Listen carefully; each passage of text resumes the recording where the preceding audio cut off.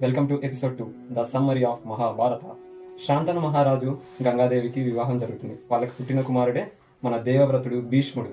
శాంతను మహారాజు మత్స్యగంధైన సత్యవతి దేవికి వివాహం జరుగుతుంది. వారికి 20 కుమారులు పుడతారు. చిత్రాంగుడు విచిత్ర వీర్యుడు. విచిత్ర వీర్యుడు రాజు అవుతాడు. అతనికి 2 కుమారులు పుడతారు. పాండురాజు అలాగే ధృతరాష్ట్రుడు.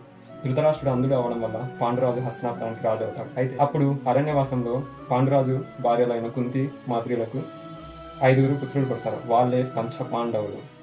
మునులు వారిని పాండవులని భీష్ముడికి అప్పచెప్తారు. అయితే భీష్ముడు కృపాచార్యుడు అలాగే ద్రోణాచార్యుడితో కలిసి వేదంగాలను అలాగే యుద్ధ ప్రావీణ్యాలను యుద్ధ కళలను కౌరవులకు పాండవులకు నేర్పిస్తారు.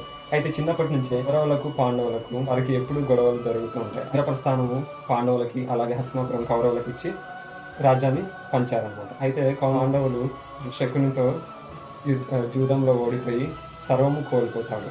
12 సంవత్సరాలు అరణ్యవాసం, 1 సంవత్సరం అజ్ఞాతవాసం పాండవులు వెళతారు. అయితే దుర్యోధనుడు రాజ్యం ఇవ్వడానికి తిరస్కరిస్తాడు. దీని వలన వారిద్దరికి పాండవులకు కౌరవులకు యుద్ధం జరుగుతుంది. అదే మహాభారతం.